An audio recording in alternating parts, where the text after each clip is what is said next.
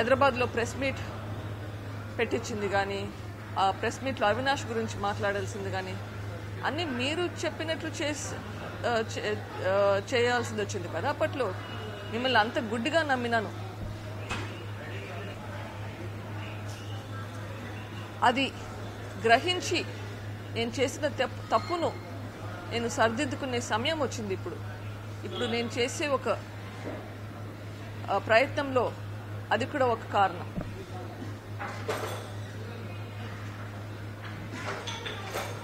ఇప్పుడు మొన్న రవిమామ ఎమ్మెల్యే గారు, కమలాపురం ఎమ్మెల్యే గారు కూడా ఇదే మాట అంటున్నారు. నేను వాళ్ళ ట్రాప్లో పడ్డానంట. ట్రాప్లో పడింది ఎవరు? నేను పడ్డాను, ప్రజలు కూడా పడ్డారు ట్రాప్లో. ఎవరినైనా ఒక్కసారి మోసం చేయొచ్చు, పదే పదే మోసం చేయలేరు. ప్రజలను కూడా పదే పదే మోసం చేయలేరు. ఒకసారి మోసం చేశారు. ప్రజలకు కూడా తెలివైన వాళ్ళకు కూడా నిజమేంటి అనేది తెలుస్తుంది, గ్రహిస్తారు. వాళ్ళ మంచి కోసం, వాళ్ళ శ్రేయస్సు కోసం, వాళ్ళ పిల్లల శ్రేయస్సు కోసం ప్రజలు కళ్ళు తెరుచుకొని చూస్తారు అని నాకు నమ్మకం ఉంది. ఎందుకంటే ఇది వాళ్ళ ఫ్యూచర్కి సంబంధించింది. ప్రతిసారి మోసపోలేరు ప్రజలు. మీ ఇమోషనల్గా మాట్లాడే మాటలతోటి ప్రతిసారి అందరినీ మోసం చేయలేరు. జాగ్రత్తగా ఉండండి.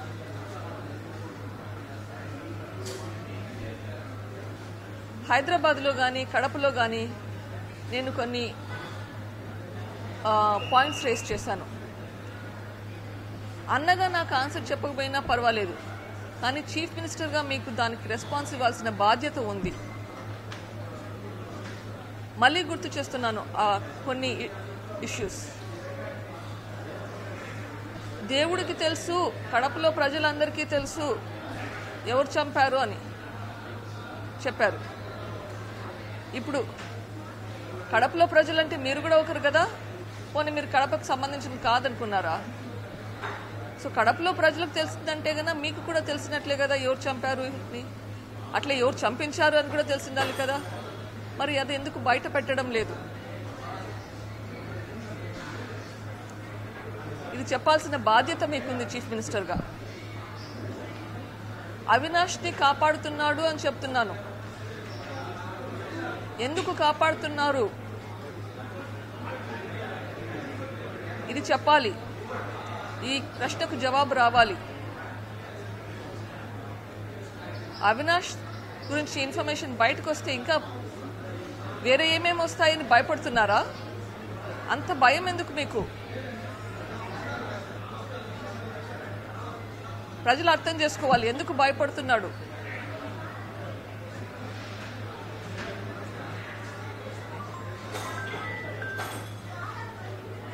ఈ ప్రశ్నలకు చెప్పాల్సిన సమయం వచ్చింది. ఒకవేళ మీకు డైరెక్ట్గా మాట్లాడాలంటే చెప్పండి, మీ సాక్షి ఛానల్కి వస్తాను, మీతో డిబేట్ చేద్దాము. ప్రజలు అర్థం చేసుకుంటారు ఎవరేం చెప్తున్నారని చెప్పి. నాకు అభ్యంతరం లేదు, మీ సాక్షి ఛానల్కి నేను వస్తాను, రండి, ఒక డిబేట్ పెట్టుకుందాం. నిజానిజాలు బయటకు వస్తాయి.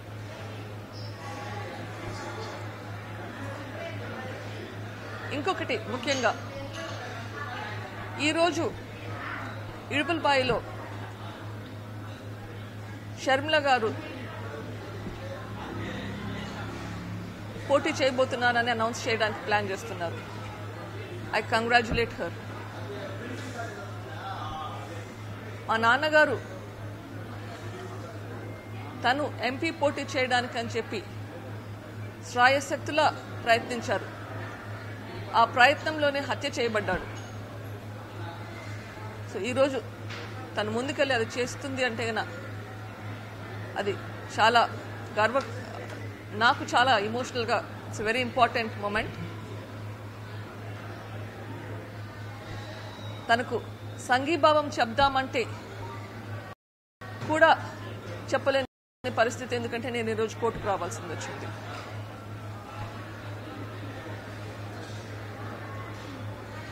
పెద్దన్న వైఎస్ రాజశేఖర రెడ్డి గారు చనిపోయినాక మీరు జైలుకు పోయినప్పుడు 2012 సంవత్సరంలో బై ఎలక్షన్స్ లో 18 ఎమ్మెల్యేలు ఒక ఎంపీ పోటీ చేస్తే మీరు లేనప్పుడు తను క్యాంపెయిన్ చేసి తను కష్టపడి ఆ ఎలక్షన్లో 15 మంది ఎమ్మెల్యేలను ఒక ఎంపీని గెలిపించేలా కృషి చేసింది. అప్పట్లో మేకపాటి గారు సుబ్రహ్మరెడ్డి గారి మీద 2 లక్షలకు పైగా ఓట్లతో గెలిచారు. అది ఎలా మర్చిపోయారు?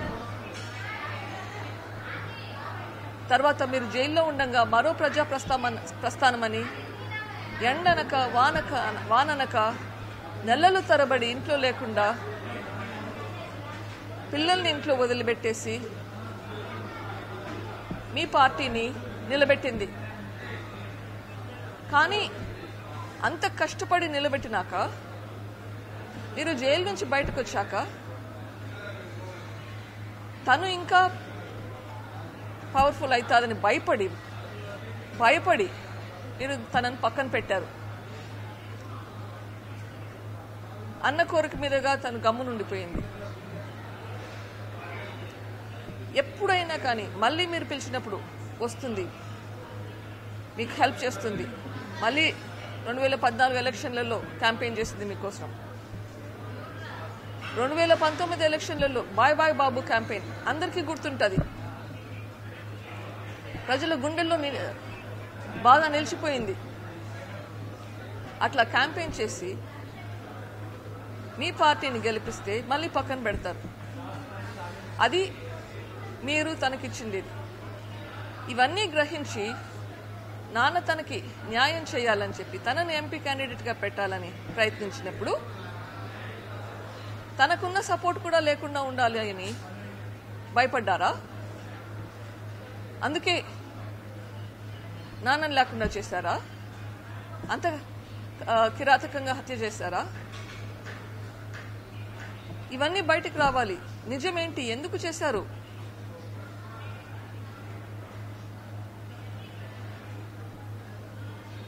అగైన్ ఈరోజు షర్మిలా గారికి నా సంఘీభావం చెప్తూ జగనన్నని నేను ప్రశ్నించిన ప్రశ్నలకు జవాబు చెప్పాలని ఈ మీడియా ముఖంగా చెప్తున్నాను. Thank you. పులివెందుల్లో ఒక కేసు పెట్టారండి. 2 సంవత్సరాల క్రితం ఒక ప్రైవేట్ కంప్లైంట్ పెట్టారు. సిబిఐ ఆఫీసర్ రామ్ సింగ్, నేను, మై హస్బెండ్ రాజశేఖర్ గారు కలిసి విట్నెసెస్ని ఇన్ఫ్లుయెన్స్ చేస్తూ వాళ్ళకి తప్పుడు సాక్ష్యం ఇవ్వమని చెప్తున్నామంట. అది 2 సంవత్సరాల తర్వాత ఇప్పుడు ఎఫ్ఐఆర్ పెట్టి తెచ్చారు. సో ఆ కేసుకి ఎఫ్ఐఆర్ క్వాష్ చేయడానికి కేసు ఉంది.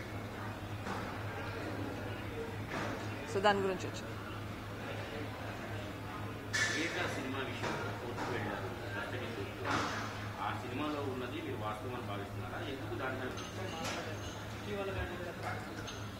సిబిఐ పిటిషన్ వేయకముందు చాలా ప్రయత్నించారు, చాలాసార్లు ప్రయత్నించారు. 1-2 సార్లు మాట్లాడడం కూడా జరిగింది. అప్పుడు కూడా నాకు హెల్ప్ చేయలేదు.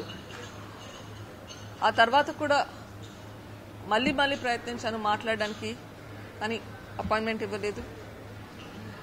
తర్వాత దీని గురించి కాకుండా ఇన్ఫాక్ట్ నాన్న మొదటి వర్ధంతి అప్పుడు కూడా రమ్మని చెప్పడానికి వచ్చి కలుస్తానంటే అవసరం లేదు అని చెప్పారు.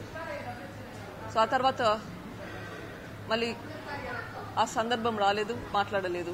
నా ఉద్యమం నాదైపోయింది.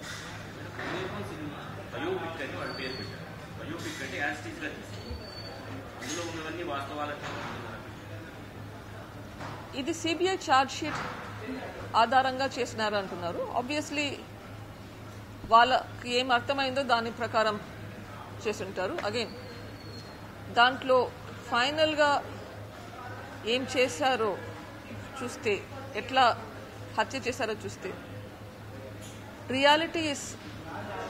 రియాలిటీతో కంపేర్ చేస్తే నాకు అర్థమైనంత వరకు ఇంకా ఎక్కువ క్రూరంగా నాన్నగారిని హింసించారు అని నాకు అనిపిస్తుంది.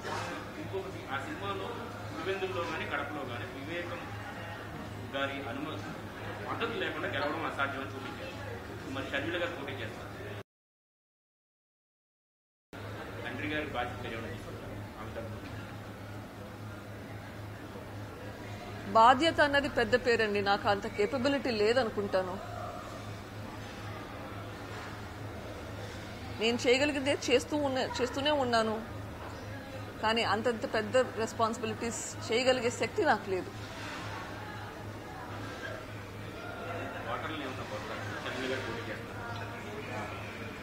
షర్మిల నా చెల్లెలు. షర్మిల గోల్ నా గోల్ చూస్తే both are goals are the same. మా పోరాటం రిజల్ట్ ఇప్పటికైతే సేమ్ ఉంది. దీనికంటే నా పోరాటం ఇంకా ఎక్కువ ఉంది. ఇప్పట్లో ఒక స్టెప్ మాత్రమే ఈ గవర్నమెంట్ పోవాలని చెప్పి నా పోరాటం ఇంకా పైన ఉంటుంది. తన పోరాటం ఆ తర్వాత తనకు వేరే పోరాటం ఉంటుంది. బట్ ఈ రోజు మా ఇద్దరికి ఒకే గోల్ అయితే ఉంది. ఓకే, ఆ గోల్ రీచ్ అవ్వడానికి ఏం చేయాలో అది చేయాల్సింది. ఇప్పటికీ గోల్ ఫస్ట్గా అవినాష్ రెడ్డిని ఓడించాలి, వీలైతే జగన్ అన్నను ఓడించాలి, వైఎస్ఆర్సీపీ రాకూడదు. అవినాష్ రెడ్డి ఓడిపోవాలి, అది ఖచ్చితంగా జరగాలి.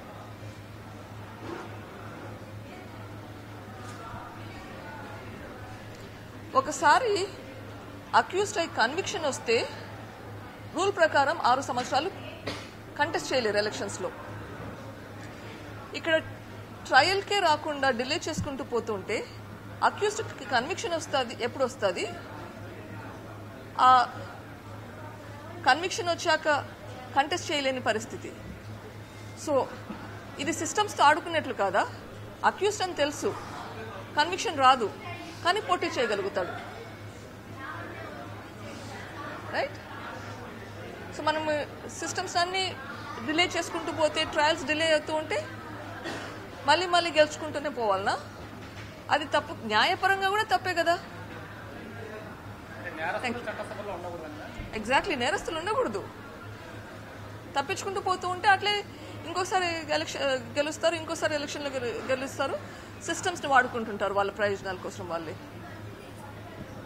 Thank you.